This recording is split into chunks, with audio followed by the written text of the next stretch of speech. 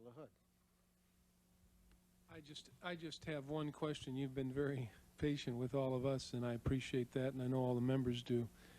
I asked Director Tennant this question, and I ask it of you because of your long and many years experience in dealing with issues of terrorism. And what was your reaction, not your emotional reaction, because I know, Judge Freeh, you mentioned the victims in your, right in the beginning of your testimony. So I don't want, I'm sure we know what your emotional reaction was. But on September 11th, what was your reaction when you discovered that 4 planes had been commandeered and 3,000 Americans had been killed, 4 planes simultaneously? And I'm asking that in the sense of, were you surprised, or and I don't want you to, I'm trying to determine if, you know, this idea that this could happen was a surprise to you like it was to every member of Congress and every American, or was this idea, I mean, you've talked about the fact that you knew America was going to be attacked again, and we know it's going to be attacked again. But I'm wondering what your reaction was when you saw the pictures on the television screen and thought about what happened. Well, I was actually there, so I actually saw more than on the television screen. And my reaction was, like all of America, horror, and the manner in which the attack occurred and the massiveness of it came as a surprise to me, too.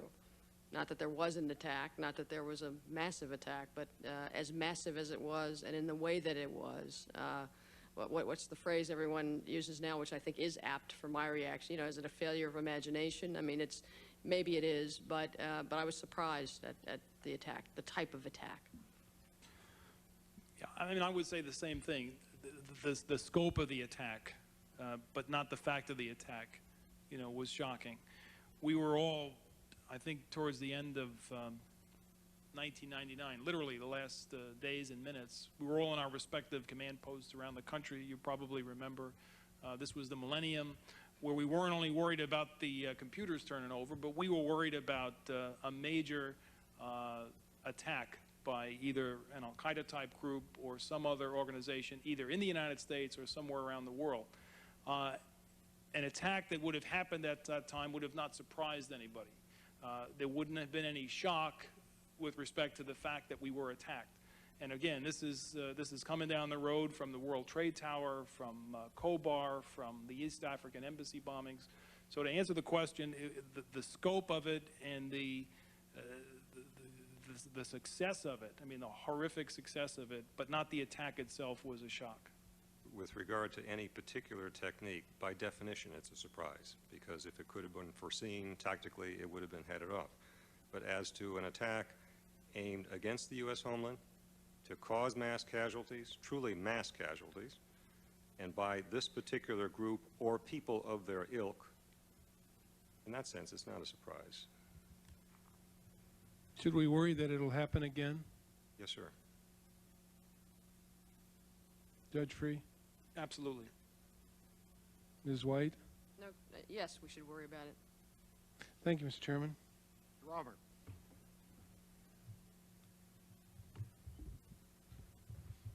We talked a little bit about how we try to anticipate what happens next.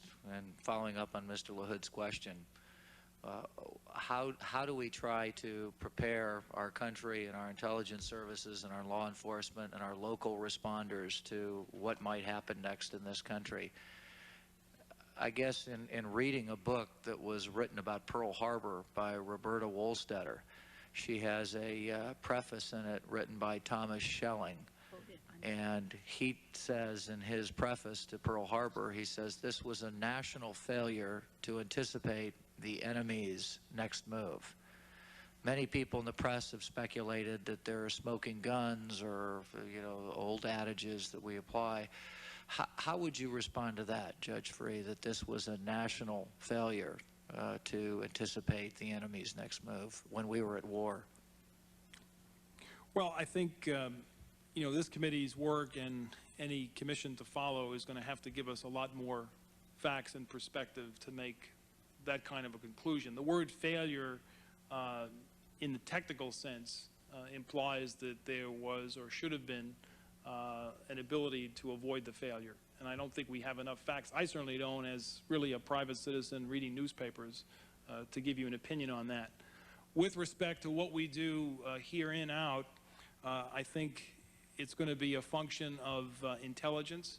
It's going to be a function of interdiction, going over to where we have to go over, whatever sanctuaries, as Ms. Hill mentioned, and do what has to be done there to destroy command and control capability and also to exploit intelligence.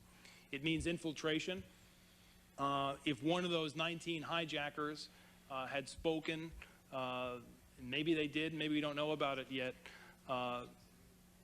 uncautiously or imprudently to someone in some place where that information could have been captured, we could have had a day of terror prevented instead of September 11th. There's all kinds of possibilities there. So infiltration.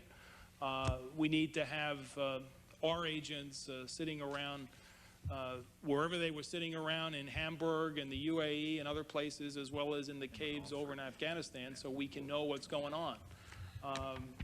All those factors, I think, you know, working together has to occur. But as you just asked the question, or someone just, Mr. LaHood just asked the question, you know, we shouldn't. This is a hard thing to say, I guess, but we should not give the mistaken impression to people listening to our debate here that, you know, there's a secret formula for preventing this. You know, if we could just reorganize Homeland Security, if we could just give a couple of $1 billion to the FBI, if we could just do a little bit better, we're going to prevent these things. That's a fallacy, and it's a misleading impression. If that was possible, we wouldn't see any attacks in Israel with their experience and expertise and skill. So we have to, unfortunately, accept the reality that these attacks from time to time, even on a spectacular and shocking and horrific basis, will succeed. Our job is to reduce that incidence, to make those attacks as unlikely and infrequent as possible. But it's not just a question of rearranging the chairs on the deck. And as I at least meant to say in my opening statement, that I don't see this as a smoking gun. I don't see a national failure meaning it could have been prevented. I think mistakes and gaps and failures and disconnects were out there. I'm not sure that this committee has found or will find a smoking gun, but we sure need to correct the mistakes and gaps and disconnects.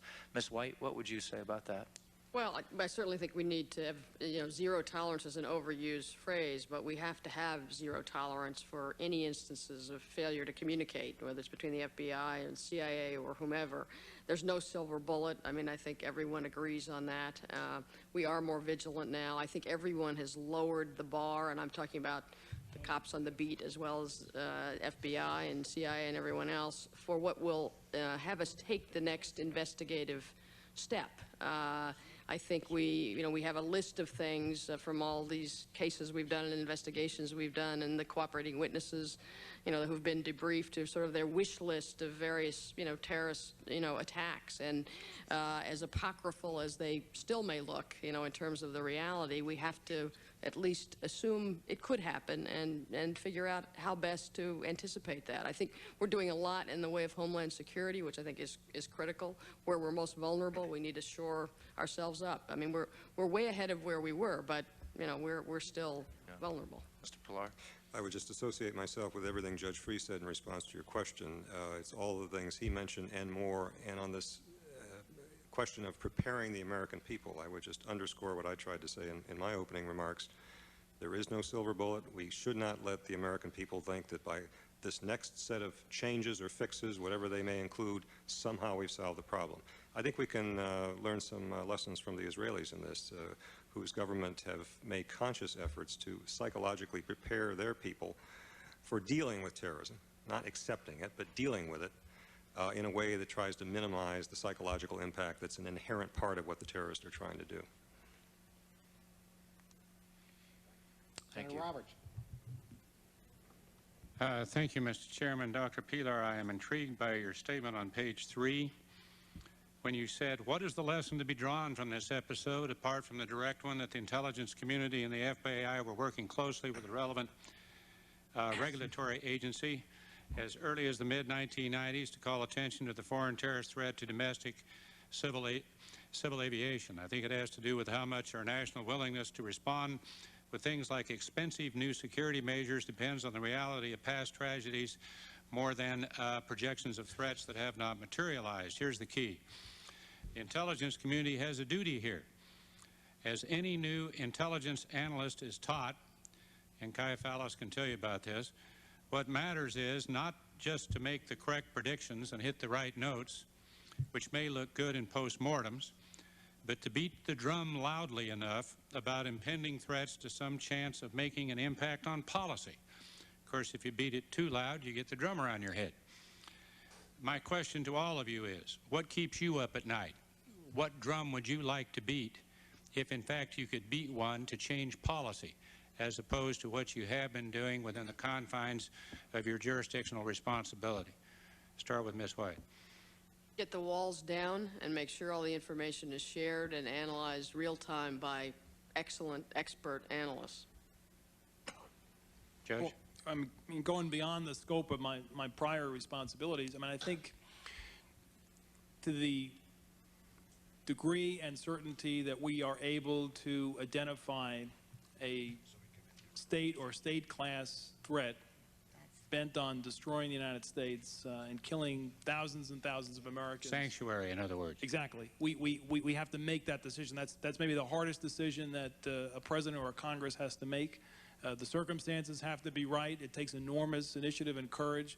But I think when we find that kind of a threat, we have to go after it and not relegate our response to subpoenas and search warrants. So if Afghanistan was the sanctuary for al-Qaeda, had we denied that sanctuary, we would have been miles ahead, and hopefully something could have been done. Miles ahead, and hopefully we could have avoided some of the horror.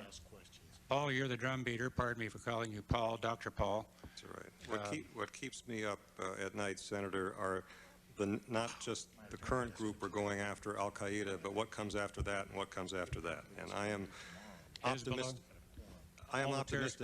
Terrorist groups, including fragments of and successors to al-Qaeda, even after we've reached a point where we could say we've beaten al-Qaeda as an organization. So we're at war with radical groups in the Islam world. Samuel P. Huntington. I prefer not to use the term war with anyone in the Islamic world because of the connotations that has for many people who hear that phrase. I said radical groups within the Islamic world. Certainly with the radical groups. Radical groups. But again, we should not make the mistake that we have our sights on one group or one state, and once we've eliminated that, we've gotten us through the decade. So the Osama bin Laden syndrome, and if you get rid of him, you're okay. I think that's a mistake to say we've gotten rid of him, it's okay. Look at the current situation where it's uncertain whether he's dead or alive. I think most of the analysts who follow the problem would agree that even if his dead body were to turn up tomorrow, we've still got a serious problem with the people who are either in his organization now or, as I say, will be members of fragments or successors to it. Kai, you were a brave and successful drum beater. Do you have a drum that you would recommend that you could beat on now in terms of making a policy change? Well, sir, I would just build on what Dr. Pillar said, and that is the concern that I have over how these groups will evolve and change. Beginning in 1998 is when you saw a major evolution in the capabilities of the al-Qaeda network and their ability to target U.S. interests.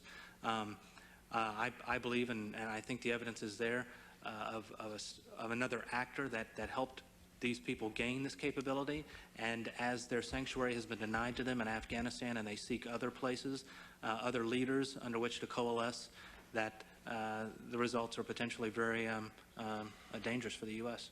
So a policy of preemption, no matter how tough it is, and it is very tough with changes in foreign policy, military tactics, and the political situation, that's a road we have to take. I believe so, sir. I think the static defense is always doomed to failure. Thank you. Mr. Chairman. Thank you, Mr. Chairman. I have two areas that I'd like to question in. One is, as I said in my opening statement several hours ago, I was concerned about the fact that we seem to have limited knowledge on some of the strategic issues relative to terrorist agents who are within the United States, including numbers, capabilities, intentions, relationships with headquarters organizations for purposes of command and control, financing, general support. Do you share my concern about our limited knowledge of those issues?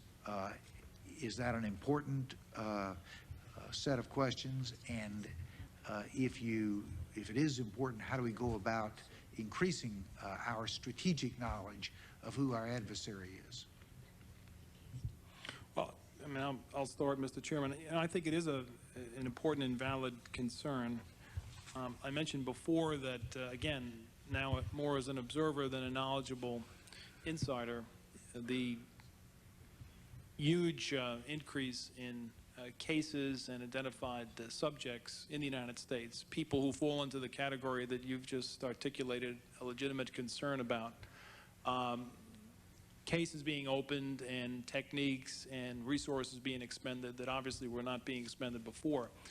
My belief is that a lot of that information, at least this is what I'm told, and in fact I read it in the papers on Sunday, a lot of that information is from exploited intelligence received overseas by the very military action that we've all talked about today as, in some cases, the only alternative to, what we can do in a passive way to deal with this problem. So I think, that kind of exploitation of intelligence translated into active surveillances and investigations and collection, which leads to detentions, immigration violations, jaywalking, whatever the case may be, to neutralize that threat has to be done. But I think the intelligence has to come from someplace.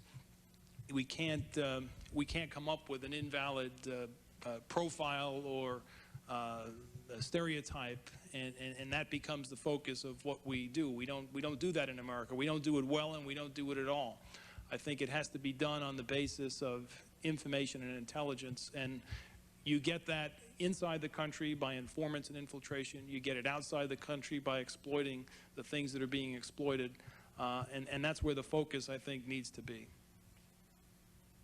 As an example, someone has characterized the Al-Qaeda as being almost Germanic in their obsession with record keeping, and thus the large volumes of materials that we're getting.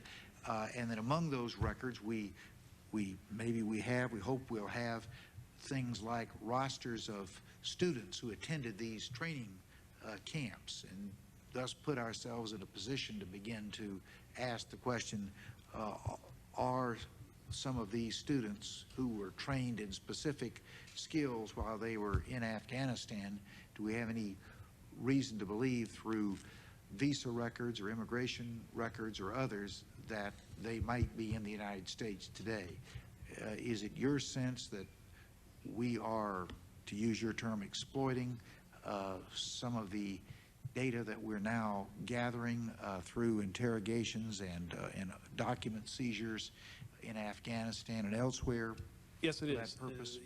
That's exactly what we're doing. And to go back to the other point made here several times, Mr. Pilar most recently, the importance of our overseas liaison and contacts, to the extent that our counterparts, whether they be police officers or security services in dozens and dozens of countries, are willing to impart that information to us, that they trust us enough that they will give us access to that kind of information. That's the basis upon which leads and prevention, translates into homeland security. Thank you. Ms. Pelosi. Thank you, Mr. Chairman. Following up on the chairman's line of questioning, I want to refer to something in your testimony, Judge Freeh, in that you say the 1996 Khobar bombing investigation demonstrates the FBI's successes and limitations in combating foreign-based terrorists who wage war against the United States. For us at the committee and for all of us involved in intelligence in any way, force protection is our highest priority, and certainly pre and post September 11th, forces overseas and in our own country. It was interesting to me that we had troops in Saudi Arabia.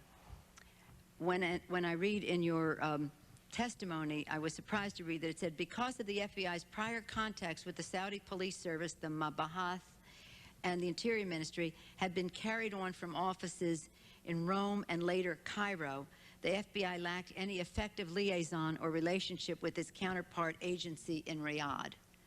It seems to me that the minute we put troops on the ground, part of that arrangement should be that there would be an FBI presence in the country, and it doesn't have to be highly visible.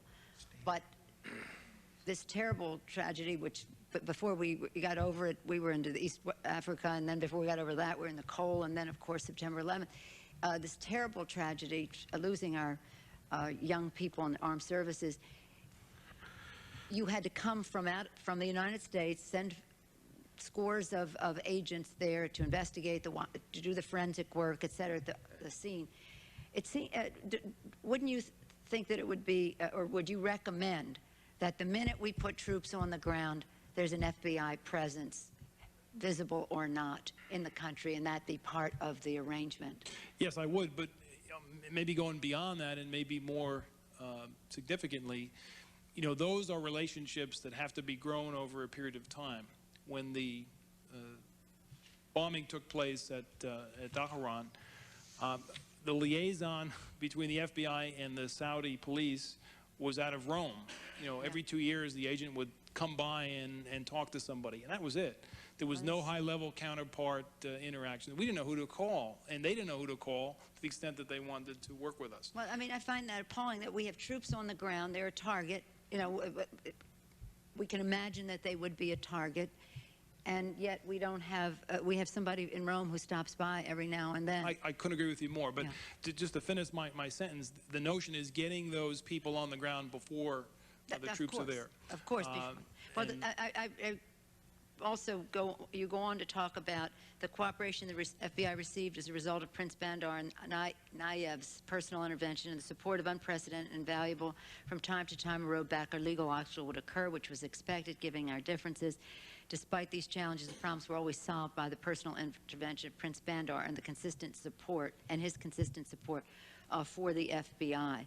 But I would certainly hope that, while we cannot get there before the troops get there where they are now, that we would move quickly to make sure we have a presence, the liaison relationships established in any of these countries, and certainly before we send troops to any new country for any duration, and a presence that we would do that. Judge White mentioned in her comments, just in passing, she said the value of the cooperation that we have. We hold on to the coalition that we have in the fight against the war on terrorism so that we can share information and how valuable that is. And it seems to me that it would be more valuable the stronger the presence. Judge White, would you like to speak to that? No, absolutely. The single most important thing, I guess there are several single most important things we've talked about, but I think in the war on terrorism, our ability to combat it, protect ourselves, is holding on to this world coalition and expanding it. Because if you have a hole in it, that's where the next plot's going to come from. That's where the next sanctuary is going to be. And to the extent, Director Freeh just did an amazing job at globalizing the FBI, which is making possible that coalition now, in my view. I mean, it's not, we don't have everybody in it, and we need to get everybody in it, and the FBI doing the groundwork for that everywhere, I think, is critical.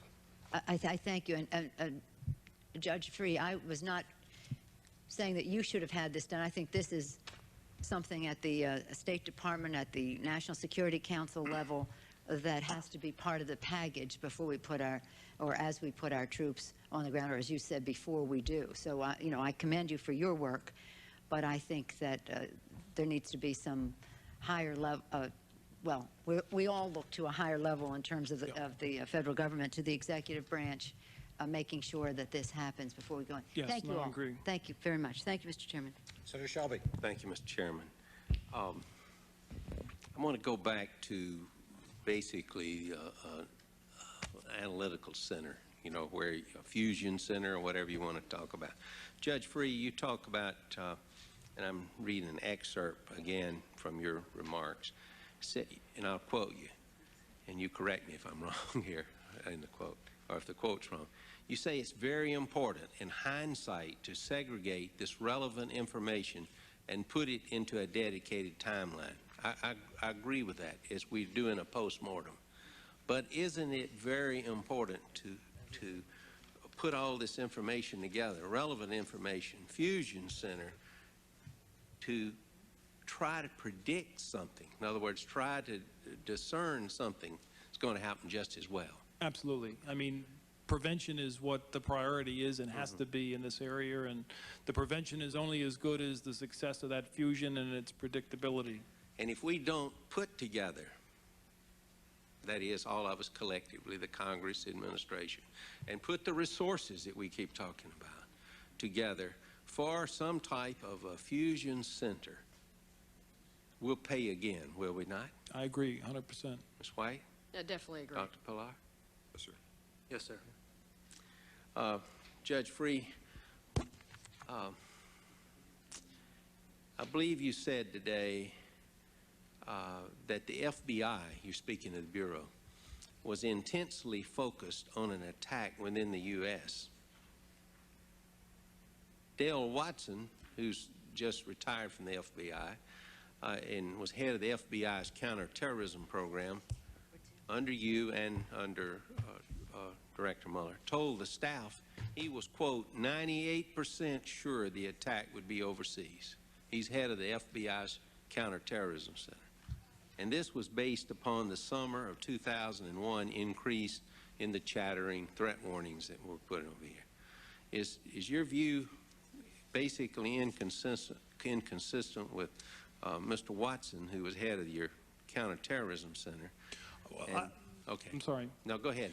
Now, I don't think it's inconsistent. Now, I'm not privy to the summer information. sure, you had left. I have to Yes. What I will tell you is when I did leave, which was in June. When you left, you meant you retired, right? I'm sorry, when I retired, Sure. yes. And left. You know, I was, as I said, working and conscious of that line of events and activities going Sure. back to the Lower Manhattan attack on the Trade Tower in February of 1993. Rassam confirmed that we were being targeted within the United States, and it was a miss that we were lucky to have avoided, but the intent was still to attack us in the United States. The fact that he was expecting by the end of the summer an attack overseas, I don't think is inconsistent with the fact that we were also intensely focused on the targeting of targets within the United States. I don't think that's inconsistent. And I don't know what information he had at the end of the summer, which I don't have. It's my understanding that, and this is coming from a December 2000 report, that the FBI and the FAA published. It was a classified assessment, and I'm not going to read from that suggested concern about the threat to domestic aviation, you know, but basically saying that the FBI investigations or judgments confirm domestic and international terrorist groups operating in the U.S., but do not suggest evidence of plans to target domestic civil aviation. In other words, the FAA was basically told us that at no time did the FBI or the CIA tell them or warn them about the possibility of airplanes being used as weapons in this terrorist war. Well, I'm not privy to that report. Yes, I'm sir. also not trying to avoid your question. I'm not aware of any dissemination made while I was in the FBI to the FAA that airplanes would be used or could be used as suicide weapons as they were.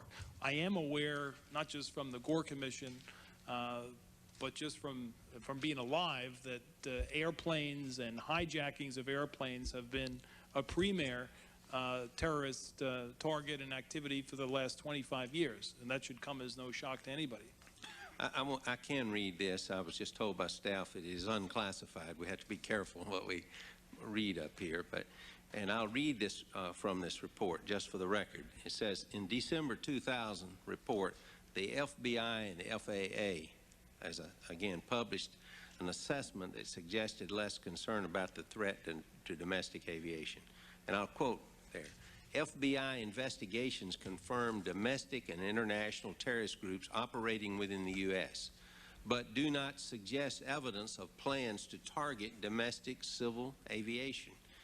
Terrorist activity within the U.S. has focused primarily on fundraising, recruiting new members, and disseminating propaganda.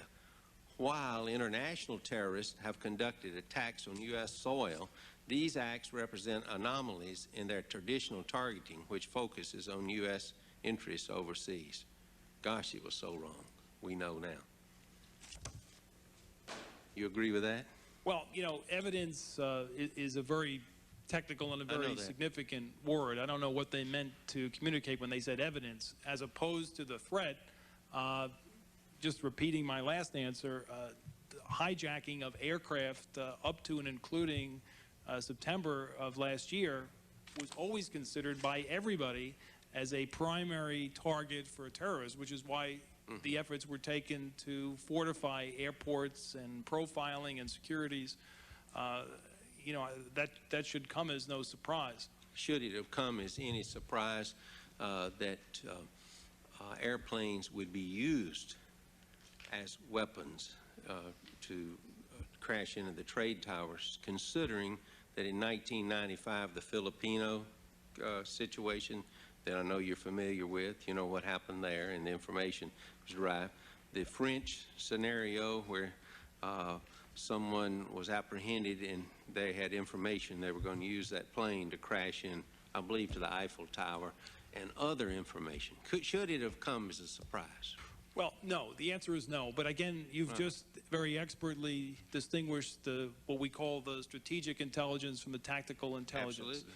Did the FAA and the industry have that strategic intelligence? They probably did. Did they have the tactical intelligence? Did anybody have the tactical intelligence that aircraft would be used in the manner that was used on September 11th? I think the answer to that is no, and that's why the committee and a commission needs to get into the weeds. Thank you. Thank you, Mr. Chairman. Thank you very much. The final question that I had went to a frustration that I have felt, and I'm sure you have all felt too, in the positions of responsibility that you've had.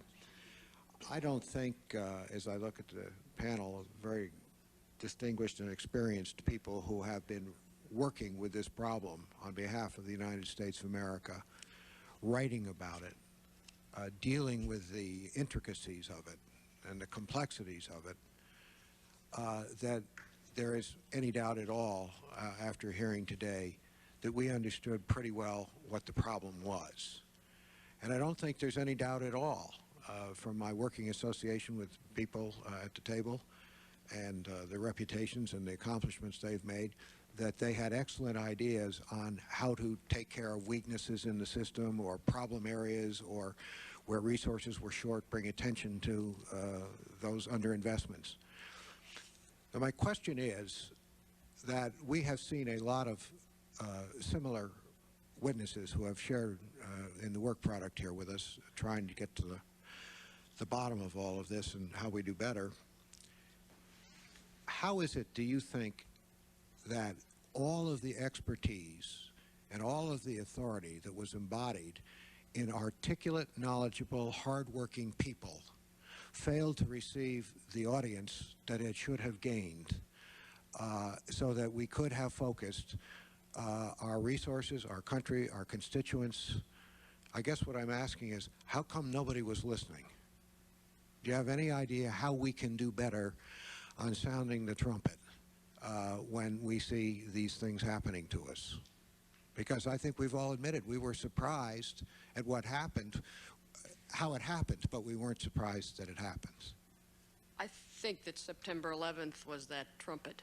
And I think, unfortunately and tragically, but perhaps understandably, it took tragedy, horror at that level to grip certainly the public's attention on this. And I think to some extent, I mean, look how we've had to change our lives already within this country and around the world. That's not something we do lightly or want to do lightly either, absent, you know, an attack at that scale. The East Africa Embassy bombing case, 224 people died. Over in East Africa, we tried the case, you know, in the Southern District of New York in Lower Manhattan. Wrenching testimony, but still, I think within the country, that's over there. And when it was over there, it didn't grip in the same way. So I think it's gripping now. We don't want to, you know, lose sight of the fact that it's a clear present and continuing danger, though. So I think we still have to be trumpeting. But I think September 11th was a loud call. Well, I hope you're not sentencing us to becoming a reactive society when I think we need to be a visionary society. Perhaps that's one of our lessons. Judge Freeh? No, I share your frustration, Mr. Chairman, and, you know, I hope September 11th is the trumpet. I just don't know. I mean, you know, did the United States and the same class of wonderful people that you just described, you know in 1941 that Japan was capable of attacking the United States? Yes. Was anything done at time to build up our military? Did the world know by the summer of 1933 that the National Socialists in Germany were going to try to take over the world and murder 6 million Jews? Sure they did. And they sat around at the Evian conference, 32 nations, and couldn't come up with a solution. So, you know, are we doomed to this kind of failure? You know, I hope not. I hope September 11th has sounded that trumpet. But it's going to be up to not just the leadership of the country, but really the people to keep that vision. I think you used the word completely correctly in front of us. And our experience in these things is not good, as human beings and as Americans. Mr. Chairman, the event last September clearly was a trumpet. The question is how quickly and how deeply the blare of that trumpet will fade over time, and I think it's already fading some. We've seen this consistent pattern throughout this period, this last decade that this hearing has been devoted to, of a spike up in interest and concern when we have a major incident, and then the line of concern and interest in this topic goes down. Clearly the spike on September 11th was far greater simply because of the enormity of the act, but it too is already a curve coming down, and the one piece of advice I would give to political leaders like yourself is to try to spread out your action and rhetoric and legislation and everything else so it's not all bunched up right after each attack, but continue to remind the American people, along with the rest of us and in the press and those of us who write books and so on, to get the point across that the things that we need to do in this counterterrorist business cannot all be sandwiched in the first few months after each major attack. It's got to be consistent. My time has expired, but I do want to pass along a question to each of you. It's a yes or no. That some of my colleagues are passing along to me these days, and it is, do you think we are overreacting to 9/11 as a nation? No. No. No. No. Thank you very much. Yes. Chairman Graham. Can I ask a question which is in the same line of the chairman's questions? Is there anybody in the world who is doing in the intelligence business better than we are that we could learn some lessons from, particularly in this area of what I call the revitalization or the reinvention of agencies as circumstances change and the need to alter behavior in order to respond to the new circumstances? Are there any role models that we should be garnering lessons from? I can't think of any one role model, Mr. Chairman, but there are a lot of little lessons to be learned with regard to going after particular types of groups. In many cases, we have foreign counterparts that have been on the front line, literally in the sense of their interests and their citizens being the victims of attacks by a particular group.